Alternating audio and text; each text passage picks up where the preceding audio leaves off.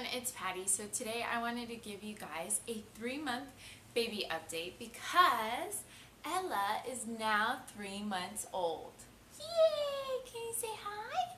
I cannot believe it. She turned 3 months on the 16th of March, and it is so crazy how time has gone by. I feel like with each child you have, the time goes by faster and faster. So it has certainly been a whirlwind of first 3 months, and it has just been crazy. So I wanted to kind of share with you guys our ups and downs through this. First things first is she definitely is starting to show a lot of personality. She smiles and is starting to interact a lot. It's been really fun to see her interact with the two older kids, especially my son. I was expecting him to be, oh, bless you. I was expecting him to be pretty jealous, and he just is obsessed with her. Like, a lot of times he'll tell me to put her down, not so much because he wants my attention, but he wants to play with her, and he wants her on his level. And he's always around her, always wants to be holding her. My oldest, I expected that from her, and she definitely always wants to hold her and is a little mama.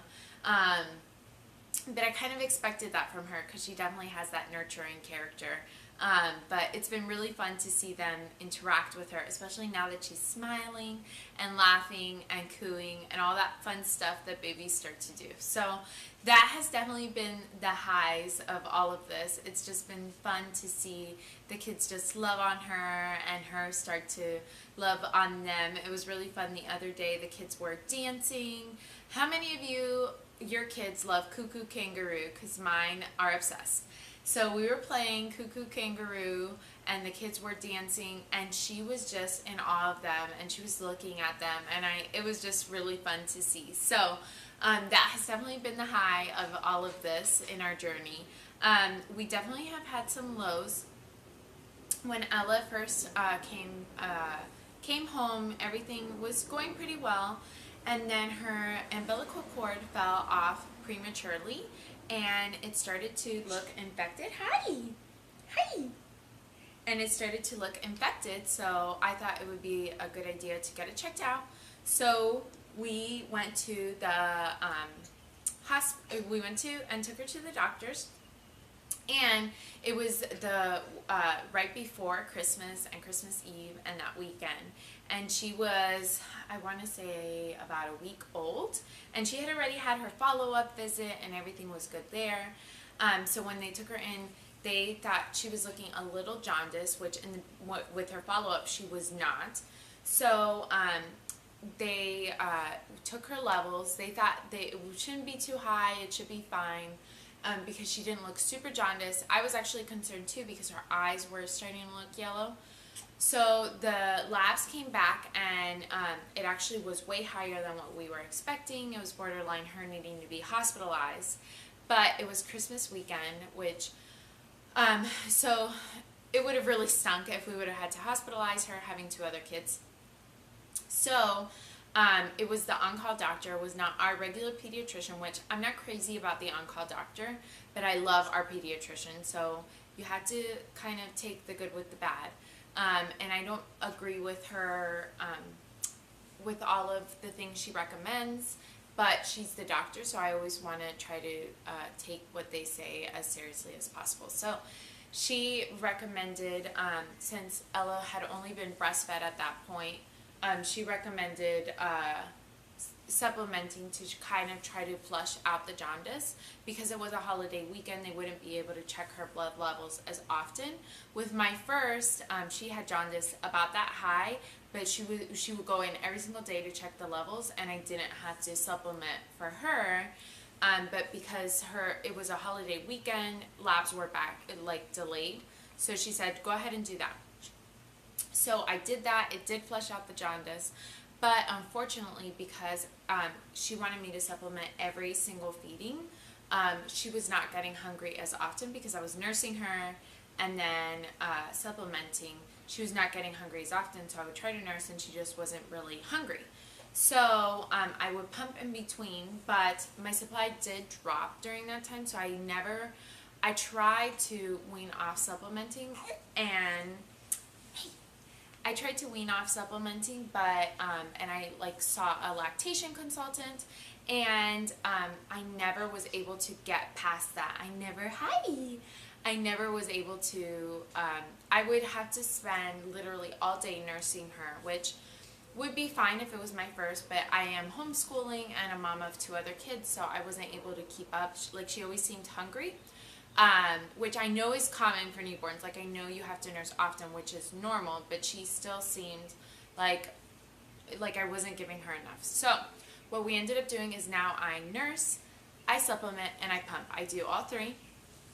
And she definitely is a comfort nurser, but I just do not produce enough. Like, she's still hungry when she's done nursing. So that was our solution. That's what the lactation consultant suggested. So since I had been trying and no one was really happy, I thought that would be the best solution for us. And it has been working so far. So that is what we're going to continue to do. I'm going to continue to do as best as I can with nursing and pumping, and then supplement when needed. So that's what we're doing. And then after the jaundice, we started finally getting back into a groove. And then Chris got sick, and then Leah, my oldest, got sick. And then Hunter got sick, and it was when everyone was getting sick with the flu, and we knew several people that had the flu at the time. So Hunter got really, really sick, and we had to take him to the hospital, and it was pretty scary, but he didn't have to stay. We had taken him to the doctor. He had an ear infection, and then he got really bad at night, so we took him to the hospital. He ended up being okay, and then Ella got really sick. We took her to the doctor, and they said she just had a cold. They were out of the test for the flu at that point, and we were not able to test her for the flu.